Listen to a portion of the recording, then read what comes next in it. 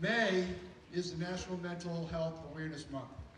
And we'd like to thank our sponsors, the So-Rock Coalition for Healthy Youth and the Georgie Boy Community Prevention Initiative for helping to organize this very important event.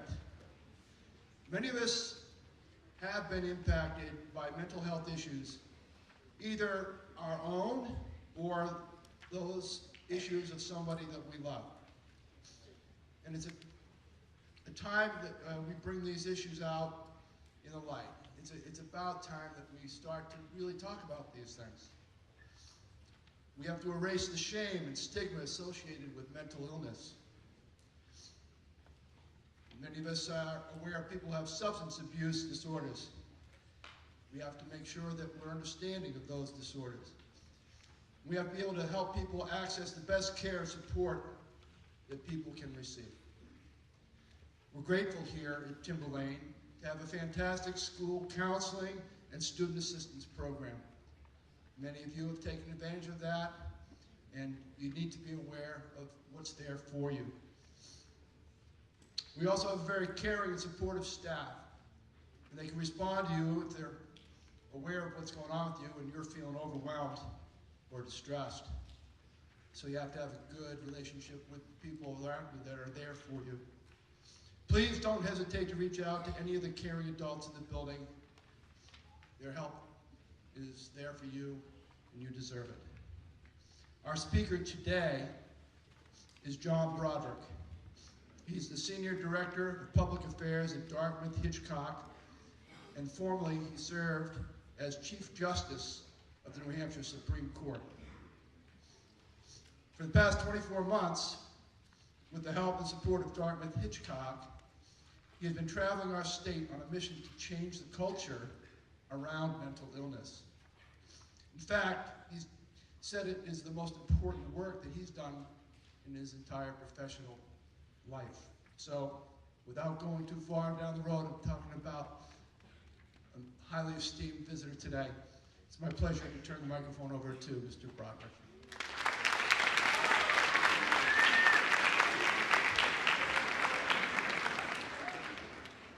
Good morning. Can everybody hear? Yes? Terrific. First of all, let me thank the school for inviting me today.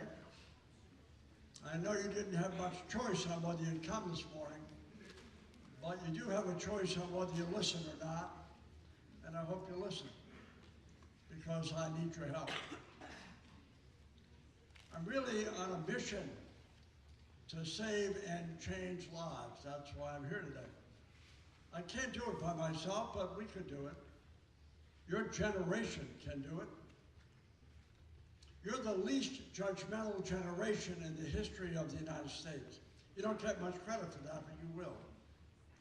I want to change the culture and the conversation around mental illness so that people won't feel that shame and stigma, and we'll start a new conversation and save and change lives. When I was 10 years old, I grew up north of Boston, by the way. I'm sorry about that, but that's where I grew up. And I grew up in a middle-class town and in a very middle-class neighborhood. My father was a high school teacher. My mother worked in an office in the neighboring town. My best friend, when I was 10 years old, lived right across the street from my house. And his father was a graduate of MIT. In my childhood, in my neighborhood, MIT was rock star status. My best friend's uncle, his father's brother, didn't graduate from MIT.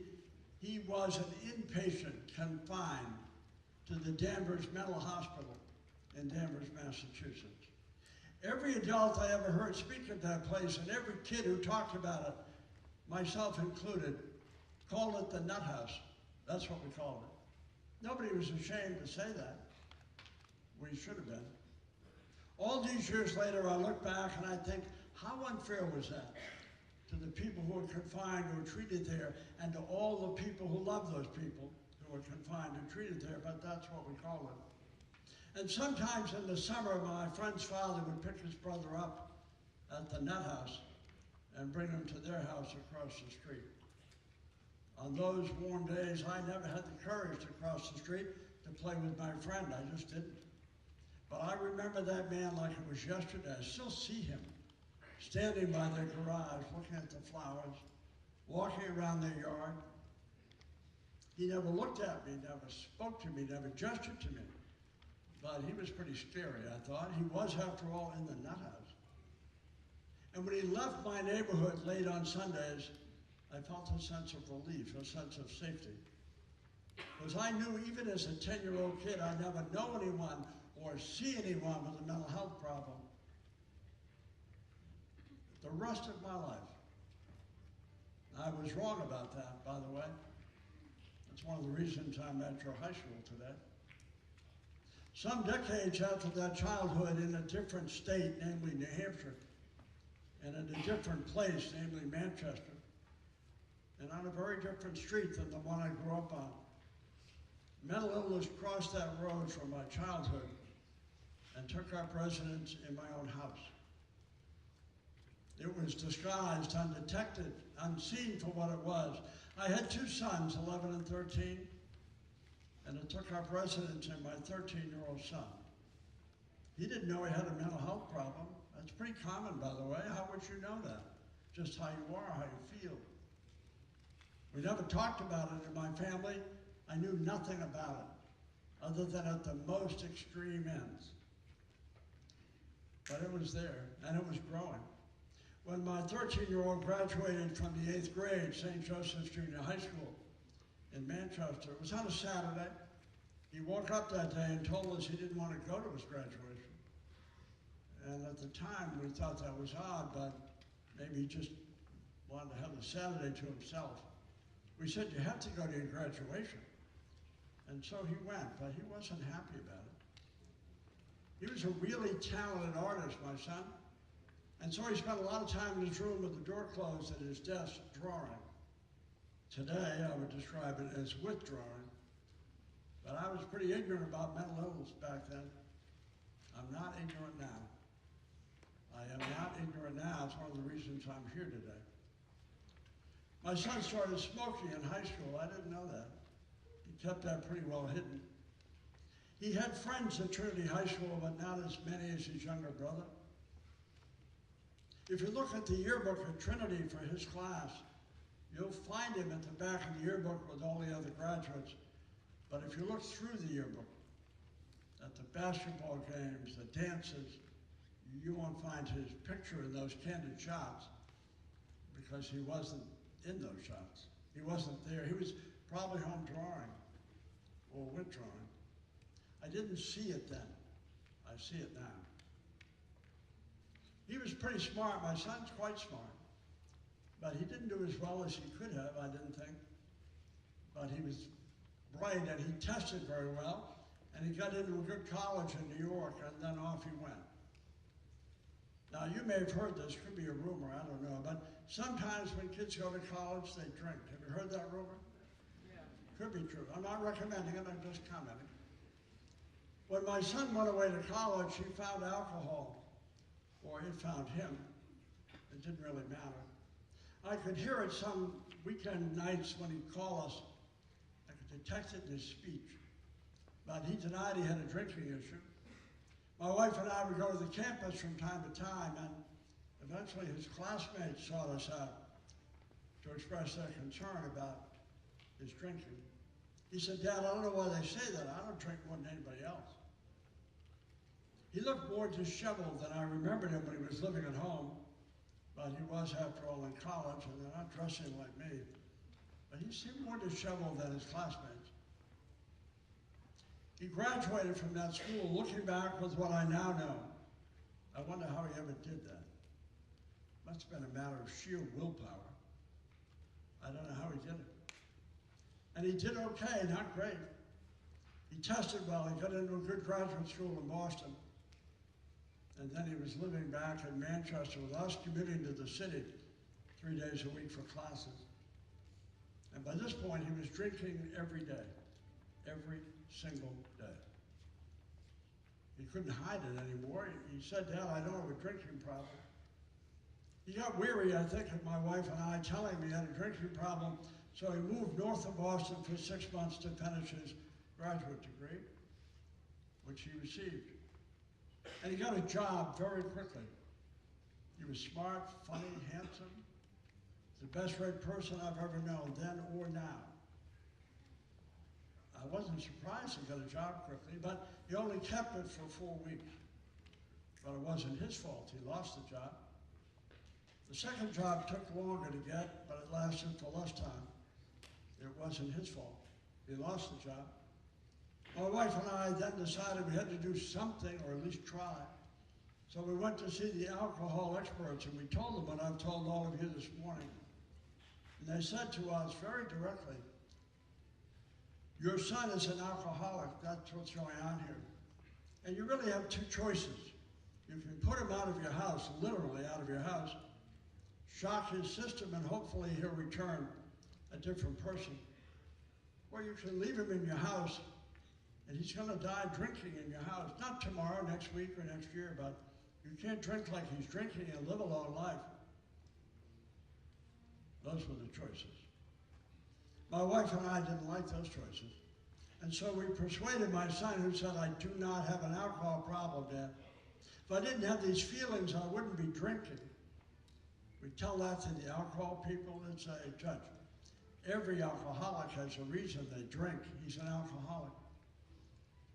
But we didn't want to put him out, and we didn't want him to die drinking in the house, so we persuaded him to go to rehab. I realize now how silly that was. He didn't even recognize he had a problem. And so then he majored in rehab. New Hampshire, Connecticut, Cape Cod, and Florida.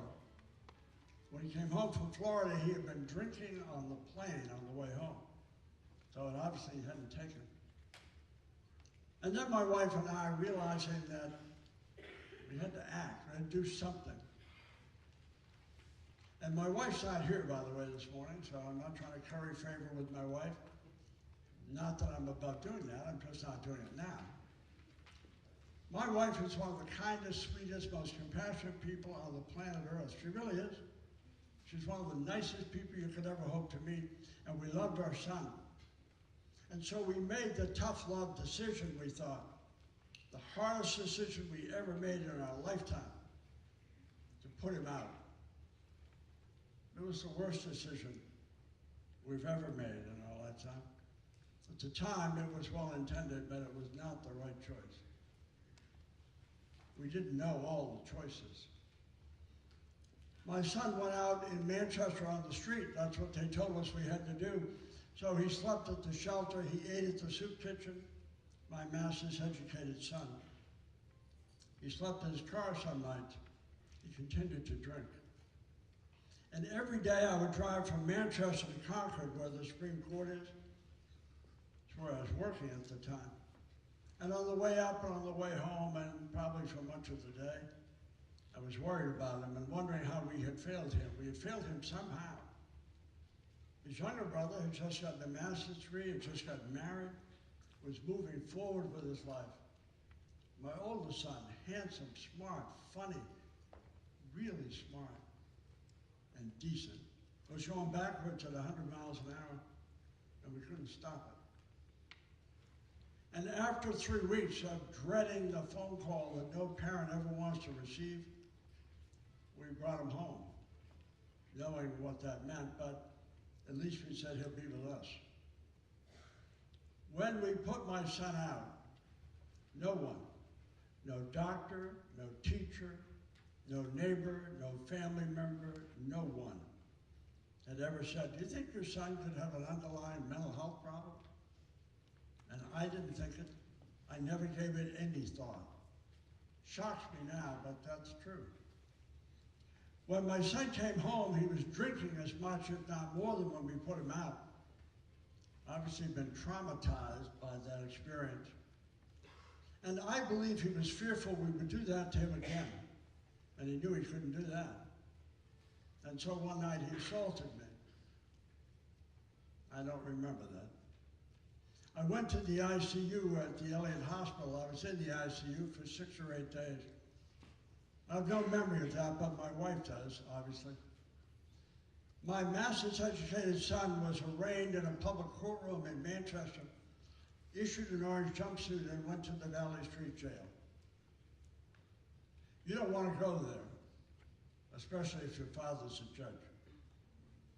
I didn't know it at the time.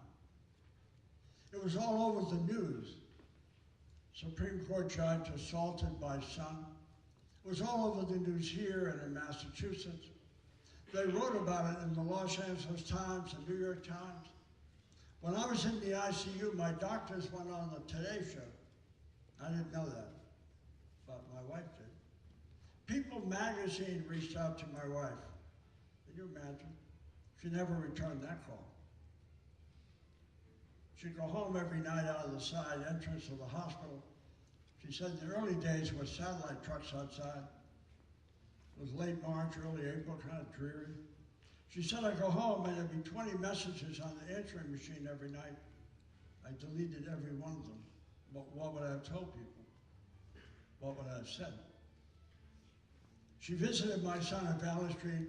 She told me later that on her first visit, they talked on a telephone with plexiglass between them.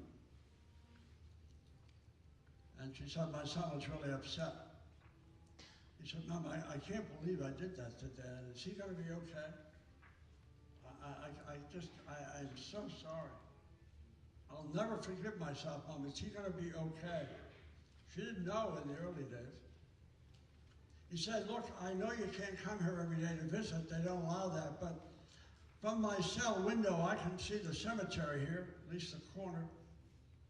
And on days when you can't visit, if you went there at 3 o'clock and just, I could see you, I would feel like my family hadn't abandoned me. So my wife by herself would drive there, stand on the street corner and wave at the jail, giving my son a thumbs up sign, not knowing what window, what floor, or even if he was looking out. She said later I would then drive home, I'd cry all the way home. It was very sad and very public and very hopeless. After 6 or 8 days in the ICU, they brought me upstairs to a private room. It was the first time I knew I was in the hospital. I said to the fellow who was pushing me upstairs, what am I doing here? He said, I think you fell. I felt pretty sore if someone had fallen, but I had no other information. After a day and a half in that room, I couldn't get out of bed, literally out of bed for a week. My wife and I were alone, and she told me as best she understood what had happened. That was the first I heard of. And she told me where my son was. And the two of us just cried. I've been a judge and a lawyer my entire professional life, so I knew what it meant for my son, for our family, for his brother. I never gave any thought to the fact maybe this has been in the newspaper. I'm glad I didn't have that thought. After 6 months at Valley Street, my son was taken one morning to the Hillsborough County Superior Court in Manchester to a windowless basement courtroom to be sentenced to the state prison. I hope you don't have that day in your life, by the way. When I was your age, sitting where you're sitting, I would have told you with certainty that could never be my life. It was. My son came in that day. There were still members of the press there. It was still newsworthy, apparently. And he walked in with his civilian clothing on, came over to me, looked great. He hadn't had a drink in 6 months. And he gave me a big hug. He said, Dad, you're going to be okay. I am so sorry. And I said, I'll be okay.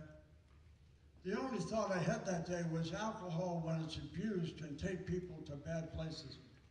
I said to my son, look, we got into this as a family, and we're going to get out as a family. If you don't quit, your mother and I won't quit.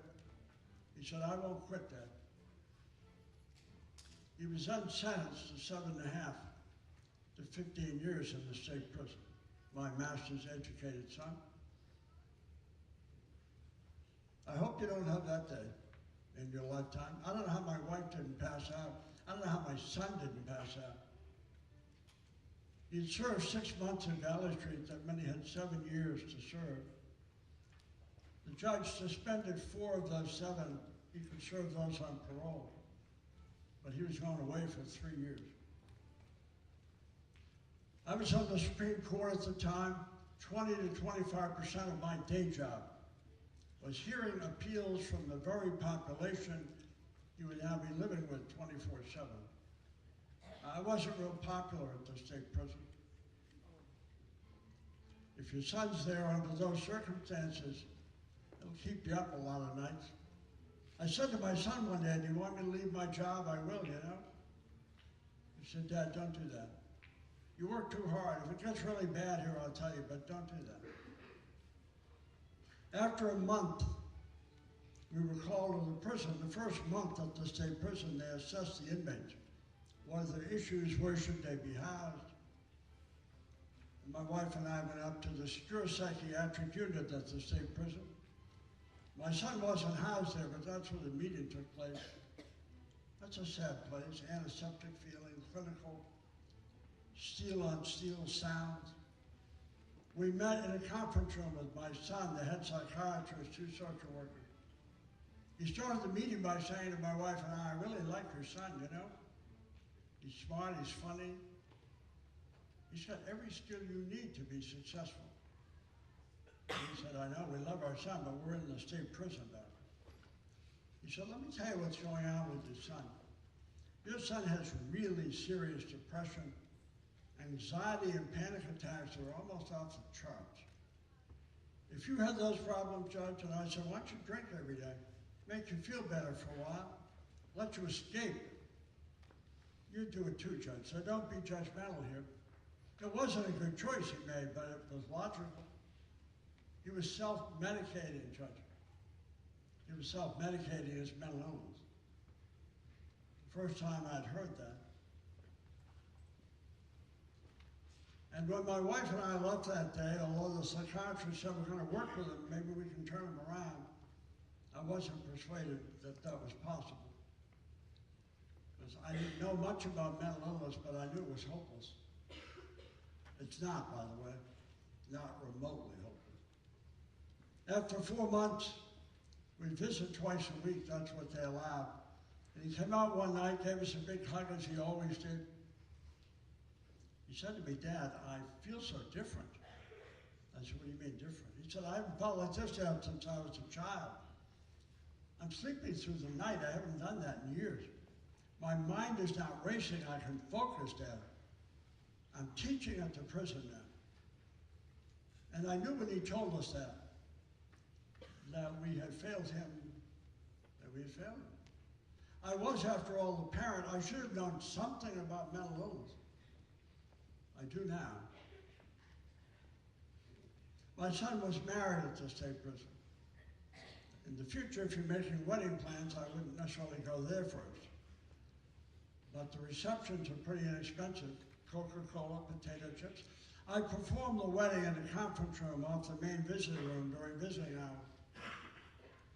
My son's wife had gotten her master's degree with him in Boston. She later won an Emmy in New England for her work on film and film editing. She was twice nominated. I've held the Emmy statue. It's the real deal. They have a 9-year-old daughter, my granddaughter, who is just stunningly beautiful. She really is. And every time I hug that little girl, I think, you're a miracle child. From where we were to where we are. My son was paroled after 3 years. He was so good on parole, they eliminated the balance of his parole. It would have been like having me on parole. They sent a camera crew up from Channel 9 the day he had his parole hearing. And they said to me, do you have anything you want to say? I was Chief Justice then. I said, actually I do. We're really happy my son's leaving and going up to Hanover. His wife was working at Dartmouth. But I want to tell you something else I've learned too. My son was not a bad person who's now suddenly a good person. He's always been a good person, but he's now well. And those are very different things. My son has taught me a lot about mental illness. My ignorance did not help him or our family. But somehow we came through the pipe hole. And I have a great relationship with my son. I wouldn't be here, by the way, if he didn't say, Dad, I'm proud of what you're doing. Every time I go out, he says, Dad, I guarantee you there are kids in those auditoriums who are suffering, or family members or friends who are suffering. I would have been one of those kids. I didn't know I had a mental health problem. So why am I bothering you today? I come from a world where nobody talks about mental illness, nobody. We hid it, we concealed it, we walled it off. That's not the answer, by the way. Your generation's smarter than I was. I know you are. And you can change it. 2.5 years ago, I was asked to get involved in a campaign on mental health awareness. The woman who designed the campaign was from Maryland. She was on Time Magazine's 100 list in 2012. The 100 most influential people on the planet Earth. It's pretty impressive. The campaign's more impressive. The campaign is simple. She said to me, John, I want to make the 5 most common signs of mental illness as well known and as widely known as the signs for a heart attack or a stroke. I think that's genius. I knew the signs for a heart attack or a stroke. I bet you guys know many of them yourself. I said to her, why do I know that, Barbara? She said, because that's a physical health problem, John. And it often affects somebody we love, so we've learned it. Now we call 911. I said, why did I know the signs of mental illness, Barbara? She said, because it's mental illness, John. People don't talk about it. They're ashamed of it. We launched this campaign almost 2 years ago to this day in an empty House chamber in Concord. There were 400 seats there. The legislature was not in session. It was a big empty room. I was afraid we'd have 8 people show up. It's a nonpartisan, non-political public awareness campaign on mental illness. It was 10 o'clock on a Monday morning in May. 425 people came. 425 people. The Catholic bishop, the Episcopal Church, the Jewish community, 3 members of the Supreme Court, the Attorney General, educators, mayors, law enforcement, every member of our congressional delegation, and then Governor Hassel. I'd never seen a room that impressive in 4 decades in the state, and I knew that day that mental illness affected a lot of people. Barbara Van Dalen, the genius behind this campaign, asked that room that I've just described this question.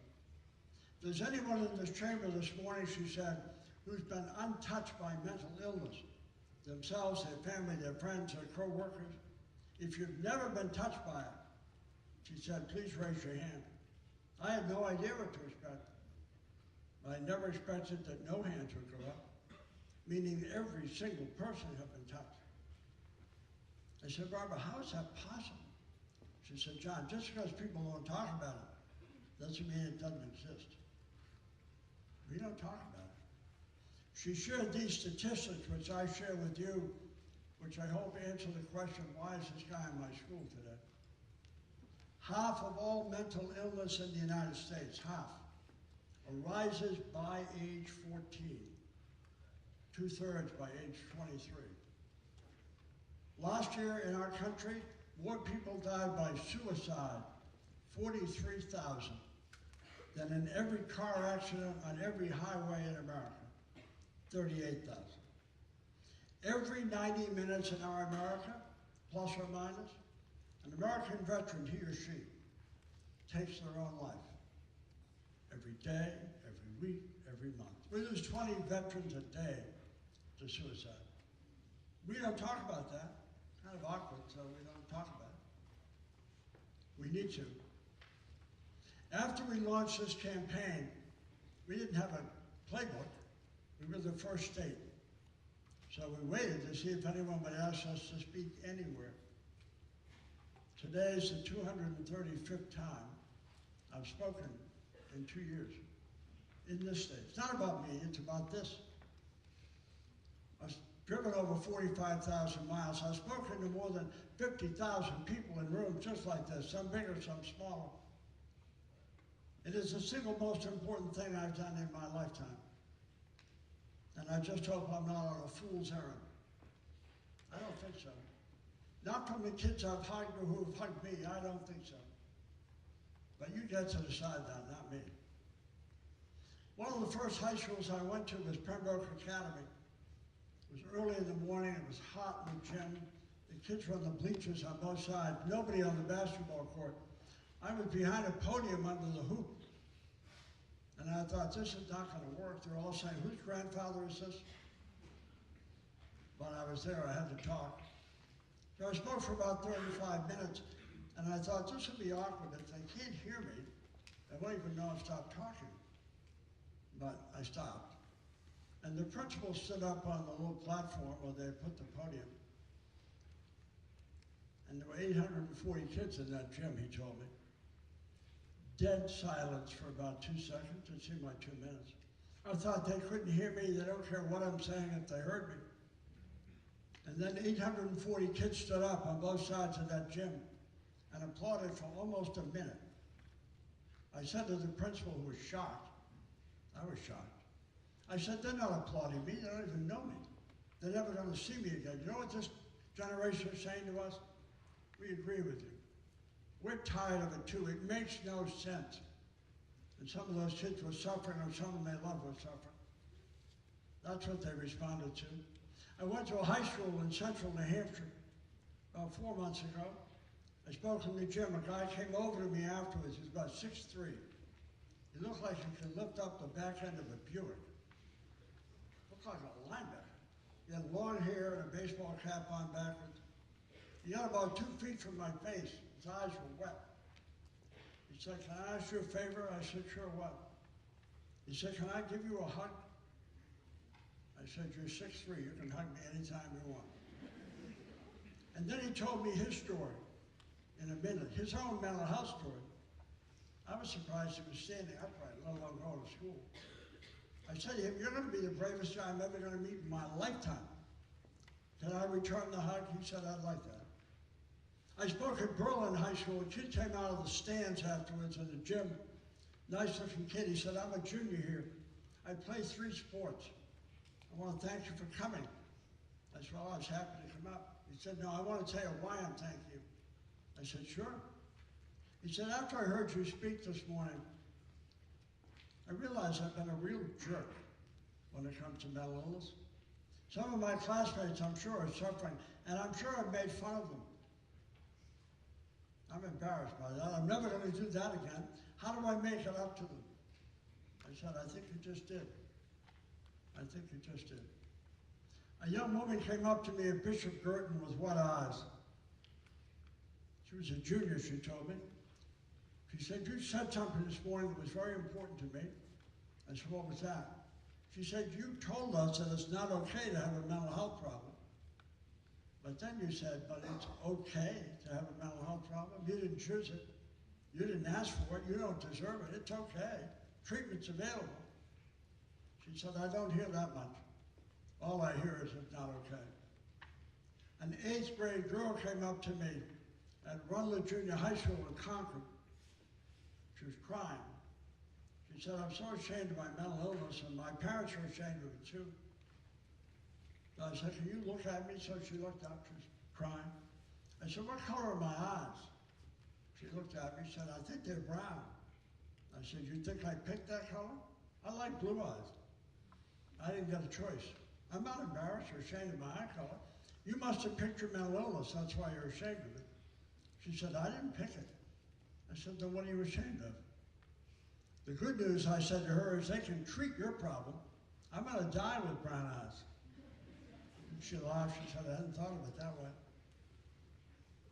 Sometimes people will say to me, I've talked to my parents, and they tell me they don't believe in mental health problems, I should just get over it. That's the world I come from. That's not a world you want to live in. You need to change it. Let me finish with this. I've come here today because I need your help. If you think it's important, I'll get your help. If you don't, you'll have gone to an assembly and wasted an hour. But I don't think that's your generation. You can change the culture if you want, or you can say it's too hard, I'm not going to try. I'll leave it to my children to change it. Let them deal with it. I hope you don't choose that. That's what my generation chose, by the way. It was a wrong choice. When I was a kid, my father, who taught high school, would take our family, my sister, my mother, and I, out to the same restaurant every week on Thursday nights. And every table in that restaurant had an ashtray. Some had two. My parents both smoked. They loved my sister and myself as they blew smoke in our face across the table. No one ever talked about secondhand smoke. After 2 hours in that smoke chamber disguised as a restaurant, we get back in my father's car and drive home. Every car in America had an ashtray. Every one. Every room in my childhood home had an ashtray. Even the bathrooms had ashtrays. Have you seen an ashtray recently? What happened to them? Where are they? If you had said to me one of those smoky nights in the restaurant, John, do you think ashtrays will disappear during your lifetime? I would have said, are you kidding me? Look around. I'll be smoking. Of course they're not going to disappear. We used to have a black and white television. I know what you're thinking. How old is this guy? But we did. I survived it somehow. And some nights on that television screen when I was 12 years old, I would see African Americans peacefully marching, carrying signs. I had no idea why they were marching. I know now, obviously. And some nights, those people who seemed to be minding their own business, peacefully marching, would be attacked by fire hoses and thrown around like bowling pins, or attacked by police dogs or police officers with billy clubs. Pretty disturbing image as a 12-year-old. Said to my wife and my mother one night, where's that happening? She's supposed to be proud of it. She said it's unfortunately happening in our own country. If you had said to me after one of those newscasts, John, let me ask you a question. Do you think in your lifetime we'll elect an African-American president of the United States, not just to one term, but to 2 terms? I would have said, are you kidding me? Did you just see the news? I'll bet you my ashtray we don't do that. You know who elected Barack Obama? Young people who saw content and character. They didn't care what color he was. My generation may have voted for him, but they saw color first, so they got beyond it. You guys don't see color. That's a real strength. My mother had passed away by the time Barack Obama was elected, but her voice remained. And she said to me, you better be down there, this is pretty important. It had been 232 years since we had declared our independence from Great Britain, and this had never happened. So I bought a ticket, I flew to Washington. I stood there that cold January morning with 1.3 million of my closest friends. I wanted to hear history. I wanted to be there. Where I was standing, Barack Obama was about 2 inches tall. On the Jumbotron, where I mostly watched it, he was 15 feet tall. After 232 years, in less than a minute, with that distinctive voice I'd come to hear, Barack Hussein Obama was elected President of the United States. I was thinking a lot of my mother that day, and I thought that which was impossible in her lifetime, and that which I would have bet you would have been impossible in my own, in less than a minute, was now part of the history and fabric of the United States. Young people did that. If we can eliminate ashtrays from a world where I thought everyone smoked, if we can elect an African-American president from the culture I grew up in, where racism was often tolerated and sometimes applauded, we can learn the 5 most common signs of mental illness and change and save lives. You don't have to leave your house. You don't have to march. You don't have to buy an airline ticket. You just have to open your heart and open your mind to start a new conversation. Stop stigmatizing people who are not well. You wouldn't do it if somebody broke their ankle. Why do we do it for people who are emotionally suffering? In my childhood, if somebody was sitting by themselves in the cafeteria, we were trained to leave them alone. Maybe they're odd. That wasn't the right answer, by the way. Maybe they're suffering. Maybe what I should have done if I had the intelligence and the courage is stood up, walked over and said, how are you doing? Do you want to join us? I didn't. I regret that. On the back of this card is something called R.E.A.C.T, something the Department of Education, Dartmouth-Hitchcock did. How do you react to someone who's suffering? I hope you take these cards. I hope you take them home. I hope you put them on your refrigerator. I hope you talk to your parents about them.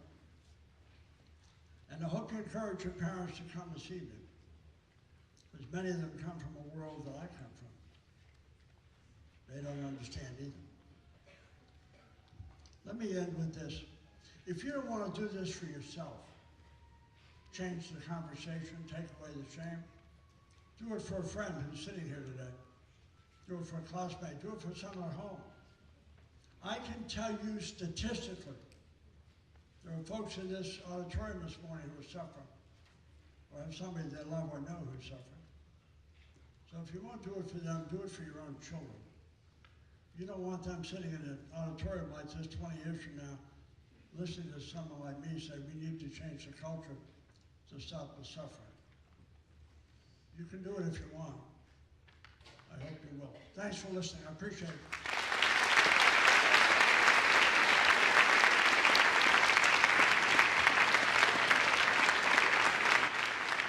Folks, I don't think you're ever going to hear a more heartfelt, sincere message, something that will ever mean more to you in your life if you can understand that you have a role in helping people adjust to the world that they have no choice but to live.